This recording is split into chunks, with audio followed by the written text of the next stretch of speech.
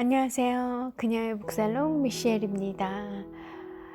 오늘은 셰익스피어의 베니스의 상인 읽어볼까 합니다. 먼저 한 문단이에요. 문단이라기보다는 대사 한 토막입니다. 샤일록이라는 극중 주인공의 대사예요. 공중소에서 무단복귀하게 서명하고 유쾌한 장난삼아 만약에 나에게 아무 날 아무 데서 조건에 명시된 일정한 금액 또는 총액을 대갚지 못할 경우 그에 대한 벌칙으로 당신의 고운 살 정량 1파운드를 당신 몸 어디든지 내가 좋은 곳에서 잘라낸 뒤 가진다고 내가 가지는 것으로 명기해 놓읍시다. 네, 이런 대목이 있습니다. 낭독해드린 부분은 베니스의 상인 속에 나오는 주인공 샤일록의 대사였고요. 샤일록은 셰익스피어 작품의 등장인물 중 가장 널리 알려진 악인이에요. 베니스의 상인이 희곡의 주인공은 안토니오라는 인물이지만 인지도로 치면 샤일록이 주인공이라고 보여집니다.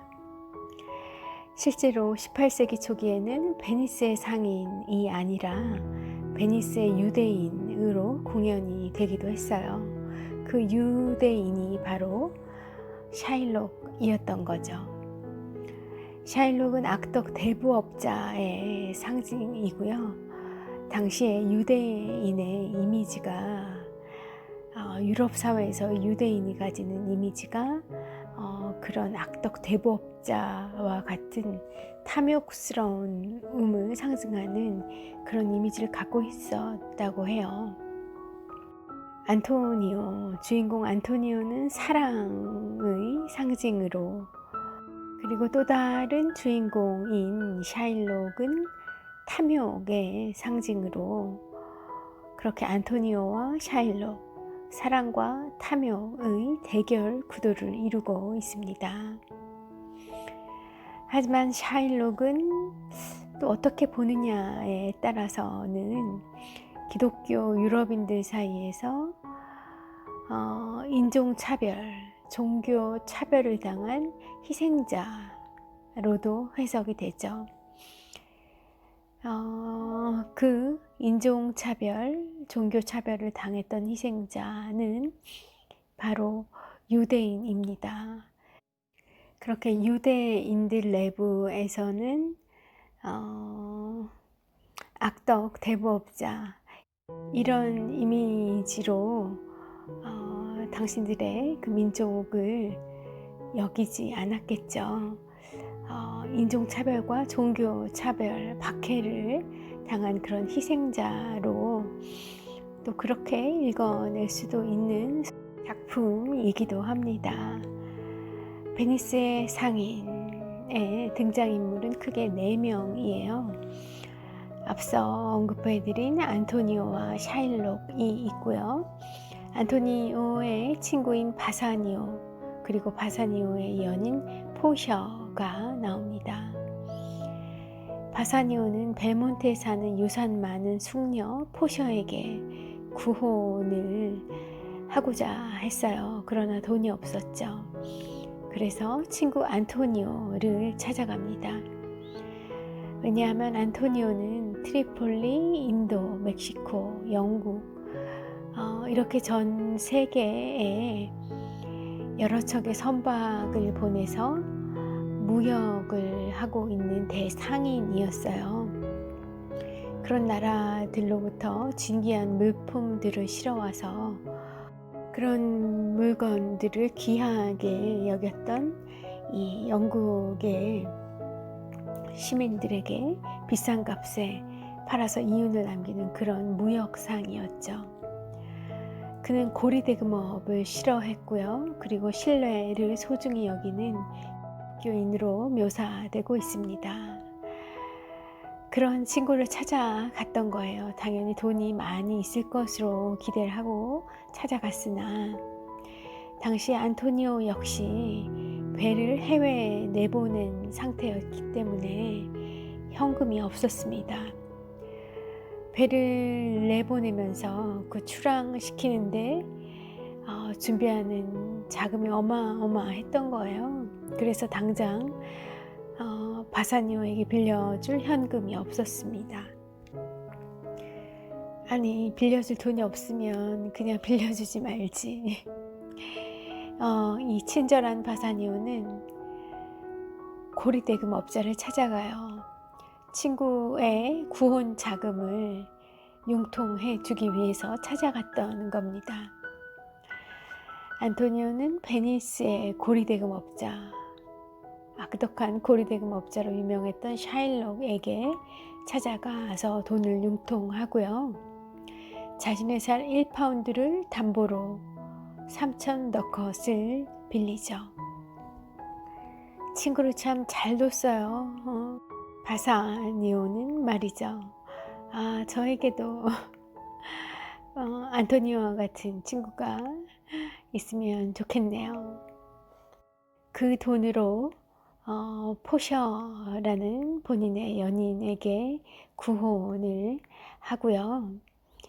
포셔는 구애하는 남자 친구 연인에게 금과 은, 납 이렇게 3개의 상자를 내놓습니다. 그리고 그 3개의 상자 중에 자신의 초상이 들어있는 상자를 고른 남자, 잘 골라낸 남자를 본인의 배우자로 맞이하라고 아버지가 남긴 그 유지를 전하죠. 바사니오는 어떤 것을 골랐을까요? 납상자를 골랐고요. 그 상자 안에 다행히 포셔의 초상이 들어 있었어요. 그래, 포셔는 바사니오에게 사랑을 맹세합니다. 그런 스토리가 한쪽에서는 펼쳐지고 있고요. 그 사이 안토니오, 친구를 위해 자신의 살 1파운드를 담보로 3,000 더컷이라는 돈을 빌려온 그 안토니오는 어떻게 됐을까요? 그 사이 안토니오는 샤일록에게 돈을 갚을 기한을 넘겨버리게 됩니다.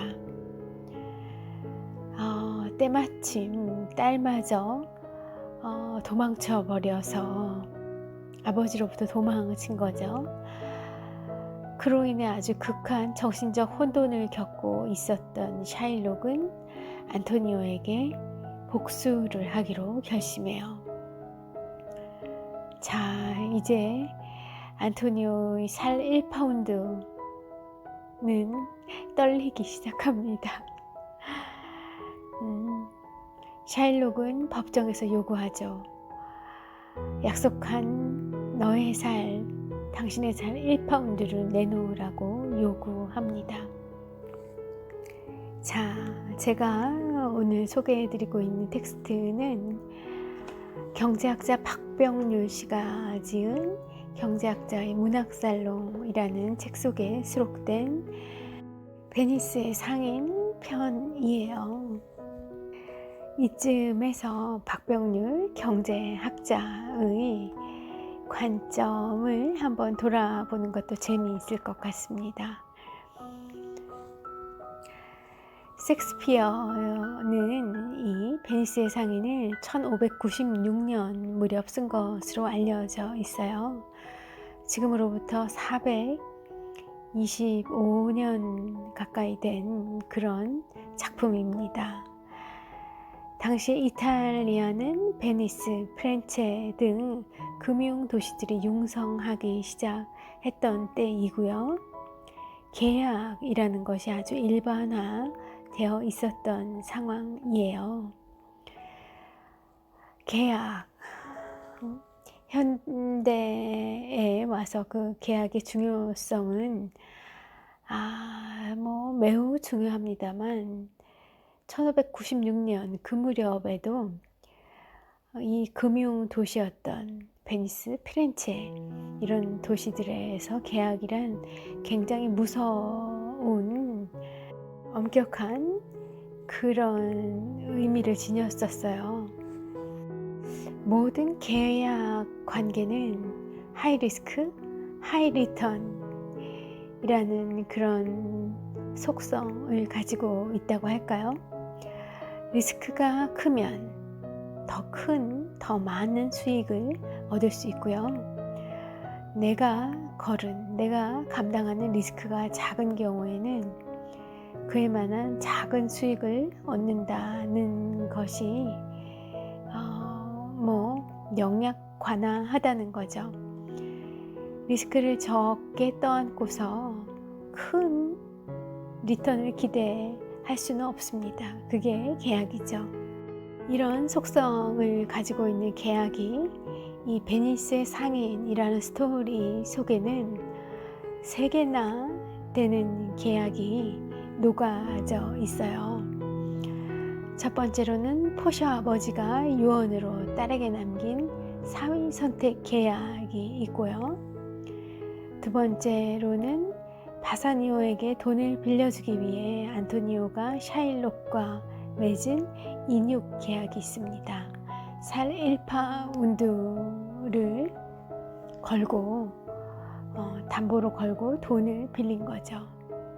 그리고 포셔가 바사니오를 남편으로 받아들이면서 맺게 되는 반지 계약, 이렇게 3가지의 계약으로 스토리가 구성되어 있어요. 마지막 계약인 포셔와 바사니오의 결혼 계약, 반지 계약을 좀 볼까요? 포셔가 자신의 뜻과 상관없이 납상자를, 본인의 초상화가 들어있는 납상자를 선택했다는 것을 이유로, 단지 그 이유로 남편을 받아들여야 하는 것은 한 개인으로 볼 때 매우 큰 모험입니다. 그리고 안토니오의 인육 계약을 보면 이는 자신의 목숨을 걸고 샤일록에게 돈을 빌린 계약이니 앞서의 반지 계약, 포셔의 반지 계약 정도는 유도 아닌 매우 위험한 일생일대의 계약이죠. 그렇다면 포셔와 바사니오의 결혼 계약, 반지의 약속, 그 계약은 어떨까요?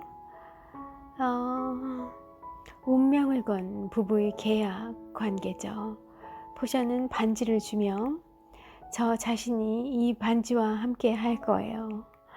반지를 빼놓거나 잃거나 남에게 준다면 그것은 당신의 사랑이 몰락할 징조예요. 라고 말합니다. 이에 대해 남편이 된 바사니오는 반지를 끼며 이렇게 화답하죠. 이 반지가 이 손가락을 떠날 때면 나의 생명 또한 떠날 겁니다. 라고 다짐합니다. 내용을 듣고 보니 이 반지의 계약, 이 또한 굉장한 그런 운명의 계약 관계네요. 이렇게 3개의 계약으로 스토리를 구성한 것을 보면 당시의 시대가 어땠나 하는 걸 좀 미루어 짐작할 수도 있는 것 같아요. 계약 기반의 그런 문화와 관계, 이런 것들이 굉장히 보편화되어 이런 시대로 보입니다. 자, 이제 다시 스토리로 돌아가서 안토니오에게 어떤 일이 일어나고 있는지 따라가 보기로 해요. 해외로 떠났던 상선들이 제 시간에 돌아오지 못하면서, 그러면서 안토니오는 계약을 불이행하게 됐던 겁니다. 약속된 날짜를 넘겼어요. 그리고 안토니오는 바사니오, 친구였던 바사니오에게 편지를 보내요. 안타까운 내용입니다. 들어보세요. 내 배는 모조리 유실됐고 빚쟁이는, 그러니까 샤일록은 잔인해졌으며 나의 재산은 바닥이 났고 유대인과의 계약, 샤일록과의 계약은 파기되었다. 그 대가를 치르면서 내가 살아남는다는 것은 불가능하다 라고 본인에게 임박한 죽음을 전한 겁니다.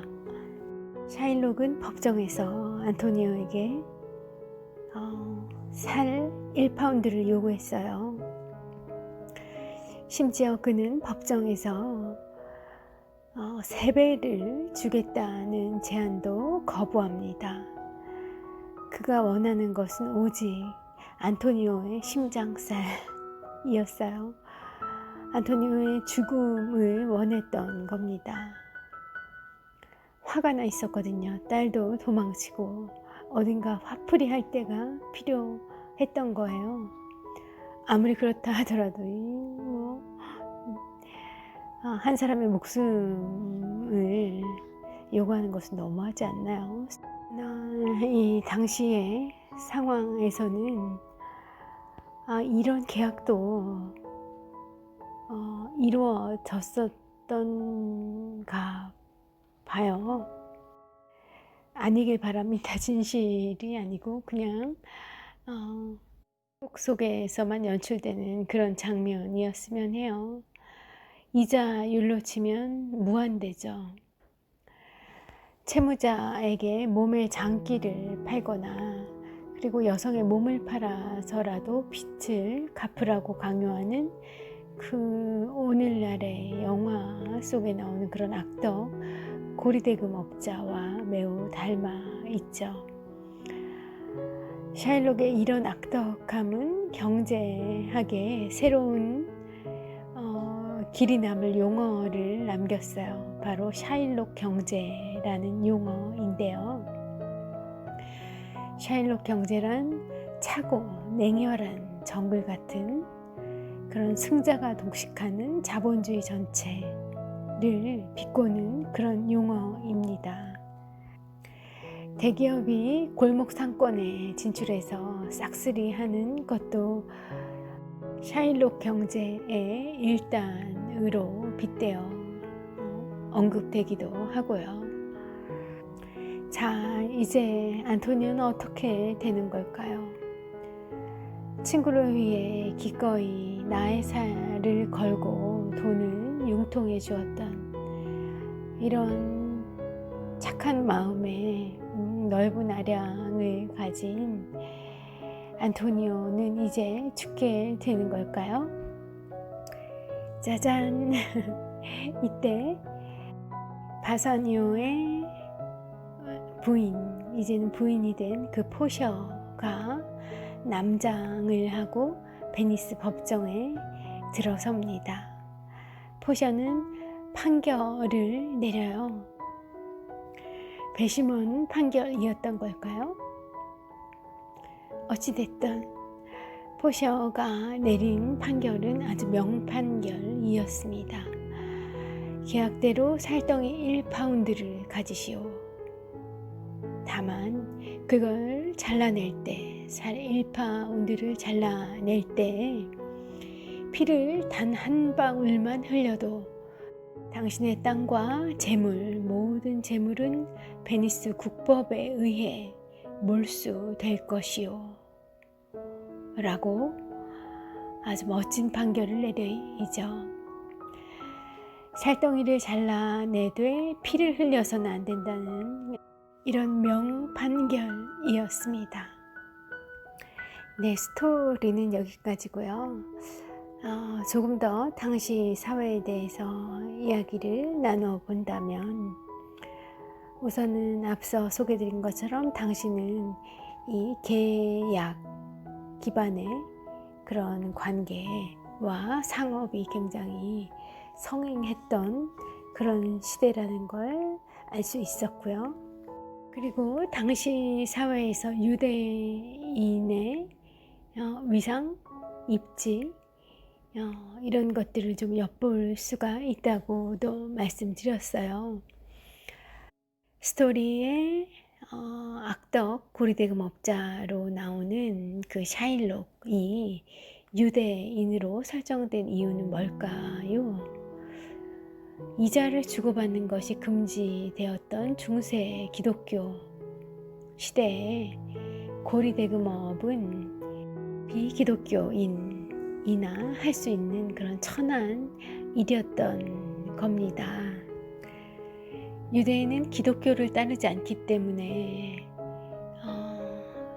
그런 그 주류에 편입되지 못하고 유럽 전역을 떠돌아다니는 그런 천한한 민족으로 당시에 많이 그런 천한 대우와 입지에 있었다고 해요. 그런 유대인들이 할 수 있었던 일은 사실 이런 고리대금업 기독교인들에게 허용되지 않는 이런 분야밖에 없었던 거죠. 그들은 이자를 주고받는 일을 할 수 있었습니다. 그리고 사실 고리대금업 외에는 농사도 지을 수 없었고 상업이나 공업도 할 수 없는 그런 사회적 상황에 처해 있었다고 해요. 유럽인들은 인종적 차별에다 그리고 유대인이 하고 있는 그 고리대금업에 대한 혐오가 더해져서 이후로도 상당히 오랜 기간 동안 유대인을 적대시했습니다. 그리고 그들은 유대인을 쫓아냈죠. 그렇지만 아이러니하게도 유대인이 이동하는 데에 따라서 그 이동 경로에 따라 세계 경제의 패권이 움직이는 그런 결과를 역사가 이야기해 주고 있습니다. 보여주고 있어요. 우선은 1492년경에 스페인은 스페인 땅에서 유대인들을 몰아냈습니다. 17만 명의 유대인이 스페인을 떠났죠. 배경을 살펴보면 이렇게 그 유대인을 쫓아내고 그리고 그 유대인들이 가지고 있던 재산을 몰수함으로써 그 재산을 가지고 아메리카 신대륙 발견에 투자를 한 거예요. 이사벨 여왕 있을 그 무렵일 겁니다. 그렇게 보기 싫던 유대인을 몰아내고 또 덕분으로 신대륙 발견에 투자할 수 있는 자금도 확보하고 이렇게 두 마리 토끼를 다 잡았던 스페인이라는 국가였으나 유대인이 떠난 빈자리는 컸어요. 경제학적으로 표현하자면 쌓아 올려졌던 그 금융 시스템이 무너져 버린 겁니다. 급기야 1557년 스페인은 파산을 선언하고요. 이어서 무적 함대가 영국 엘리자베스 1세 여왕에게 격파당하면서 해상 주도권마저 잃게 되죠.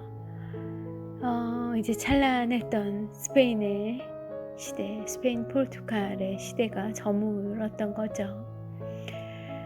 그렇게 유대인들은 15세기 스페인 그리고 16세기 이탈리아 앞서 말씀드린 그 베니스, 베네치아에서 그리고 17세기에 네덜란드 그리고 18세기에서 19세기 동안의 영국을 거쳐서 20세기에 미국에 정착하게 됩니다. 이들의 경로 처음에 어디였어요? 스페인 그리고 이탈리아 베니스와 피렌체 이런 도시 금융 도시들이요. 그리고는 북으로 또 쫓겨서 네덜란드에 이르렀고, 네덜란드에서 상업이, 금융업이 활짝 꽃피웠었죠. 그리고는 다시 영국으로 쫓겨가게 되고, 그러다가 20세기 미국에 정착하게 된 겁니다. 지금 이 순간에도 미국을 움직이는 검은 손, 검은 손이라고 해야 되나요? 흔히들 그렇게 이야기하니까요. 그럼 보이지 않는 손은 다 유대인들이죠. 그들은 세계 금융도 장악했을 뿐만 아니라 주요한 IT 기업들도 또 주주로 또 경영인으로 대거 활약하고 있습니다. 이렇게 베니스의 상인을 통해 당시의 시대상을 좀 살펴볼 수 있었어요. 이런 스토리를 통해서 셰익스피어는 우리에게 무슨 얘기를 하고 싶었던 걸까요? 어떻게 생각하세요? 저는 미셸은 사실 잘 모르겠어요. 햄릿도 그렇고 베니스의 상인도 그렇고 아주 극단적인 그런 권선징악을 표방하고 있진 않지만, 그래도 대강의 이 플롯은 잘못을 저지른 사람의 벌을 받는 그런 구성이거든요. 그런데 그게 또 조금 이제 기존의 더 오래된 문학 작품들과는 달리 착한 일을 한 사람이라고 해서 엄청나게 복을 받지도 않아요. 뭐 어느 편도 좋지는 않아요. 그죠? 착한 사람이나 악인에게나 모두 인생이 좀 씁쓸합니다. 햄릿에서는 뭐 다 똑같이 죽음을 맞이하는 상황에 이르고요. 아니면 어떤 종교적으로 그리스도교의 입장에서 어떤 메시지를 주려는 거였을까요? 사실 그것도 잘 모르겠어요. 미셸에겐 그다지 와닿지 않아요. 그저 이런 기복이 있는 클라이막스가 있고 내려오고, 그리고 반전이 있고, 그런 극적인 장면들이 펼쳐지는 그런 좀 자극적인 요소들이 있는 그런 희곡 작품일 뿐이지 싶습니다. 여기서 어떤 심오한 의미를 더 길어 올려야 되는지는 사실 제 미천이 그렇게까지 되지가 않는 것 같아요. 그리고 당시에는 이런 뚜렷이 아주 극단적인 권선징악은 또 아닌 이런 스토리가 조금 색다르게 느껴질 수 있었겠다 싶은 그런 측면도 좀 있고요. 그리고 무려 420년 전에 유럽 세계에서도 얼마나 이 자본이 무서운 것이었던지, 어떤 사람에게는 사람의 생명보다 그 돈이 더 중시 여겨지는 그런 풍조도 다소 있지 않았었나. 자본주의라는 것이 19세기 미국에서 이렇게 자리 잡은 그런 것이라고만은 볼 수 없지 않나, 그런 생각도 좀 들고, 그때 대대적으로 정립이 되고 포장이 되었을 수는 있을지 모르지만 인간의 역사가 존재하는 한 이 재화에 대한, 그리고 잉여 재산에 대한, 부에 대한 인간의 그 탐욕은 그냥 어찌할 수 없는 본성이고 속성처럼 뗄래야 뗄 수 없는 그런 거구나, 그런 생각도 들고요.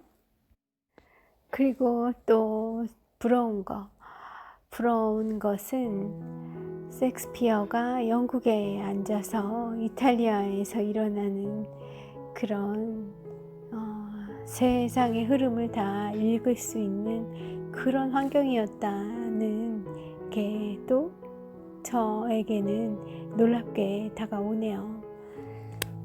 그 당시에도 이미 그렇게 다 연결되어 있는 삶을 살고 있었다는 것이 와우, 어메이징입니다. 베니스의 상인에서 어쩌면 너무나 탐욕적으로 변해가는 우리들을 꾸짖는 듯한 셰익스피어의 목소리가 들려오는 것도 같은데요. 셰익스피어는 과연 어떤 사람이었을까요? 그는 굉장히 청빈한 삶을 살았을까요? 그건 아니라고 합니다. 기록에 의하면 매우 탐욕적이었던 인물로 보여요. 살아생전에 인정을 많이 받아서 어느 정도 부가 축적된 그런 작가였음에도 불구하고 셰익스피어는 흉년 때마다 매점매석으로 일삼는 곡물상이었고요. 그리고 탈세도 마다하지 않았으며 아주 인정머리 없는 사업가였다는 그런 근거와 주장들이 제기되고 있어요. 그리고 이 희곡 속에 언급되었던 그 고리 대금업도 했던 것 같습니다. 변명을 조금 해드린다면 당시에는 저작권 이런 것이 없었기 때문에 노후 대책이 필요했을 수도 있겠다 싶기도 하지만 조금 낭만은 떨어져요. 그런 그의 작품들이 어떻게 하나같이 그런 인류의 인문학적 가치가 매우 아주 높이 평가되는 그런 부류의 명작으로 이어져 오고 있는지 아이러니하기도 합니다. 네, 오늘 하루 어떠셨을까 모르겠어요. 모쪼록 남은 오늘 하루, 그리고 내일 펼쳐질 또 그 맑은 가을, 초가을 하늘 한껏 누리시는 그런 날 되시길 바랍니다. 오늘 함께 해주셔서 감사하고요. 미셸이었습니다. 또 좋은 책으로 찾아올게요.